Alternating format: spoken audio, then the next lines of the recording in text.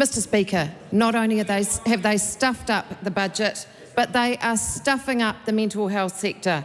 Their cuts to pay equity claims will dismantle the mental health sector. And Mr Speaker, I say this paying tribute to Here For You, the NGO in Gisborne that has folded. I say it in relation to Seeger House, which is facing imminent closure because of decisions being made by this mental health minister. And I acknowledge the youth one-stop shops in Taupo, Rotorua and Christchurch that have closed down due to the changes in the Oranga Tamariki contracting, which meant their funding was cut.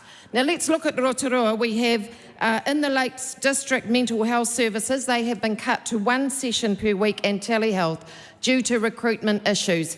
This is in a week when last week's suicide statistics show that children and youth in New Zealand have the highest level of suicide in the OECD. That puts us at the top of 36 countries.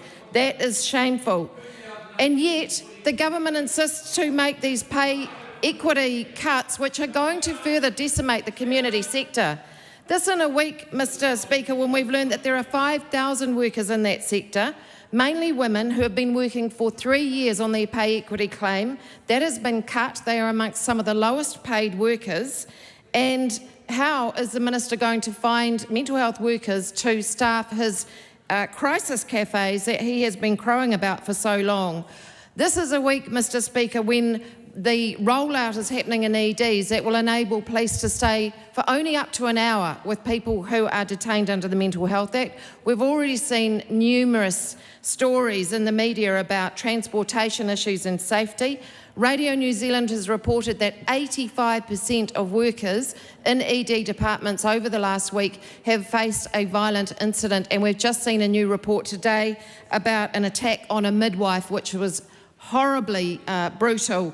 And yet the minister is continuing to put these staff in vulnerable positions because of the cuts that his government is making. In fact, I spoke with the Police Association President Chris Cahill last week, who admitted to me that there is a serious risk that has gone from one public sector, i.e. the police, over to mental health workers. And I suggest that that hasn't changed thanks to anything that is being done by this minister. If we go back to Rotorua and we look at why they are in crisis, it's because of psychiatry.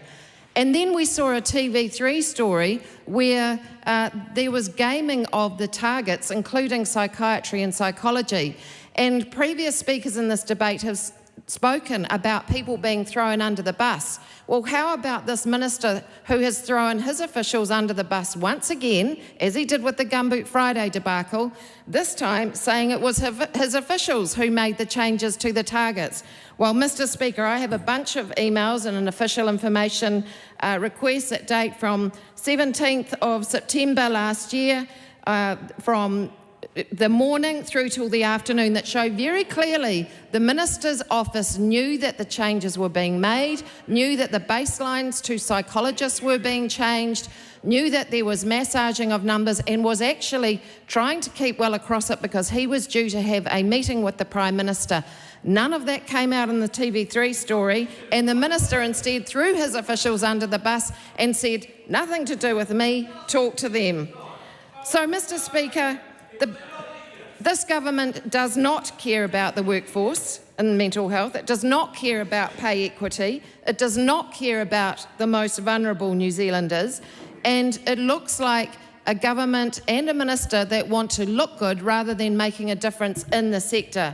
I would say to this government, and I would say to that minister, getting back into surplus in tomorrow's budget should not be at the expense of women through the pay equity claims and the cuts, and it should not be at the expense of New Zealanders' mental health.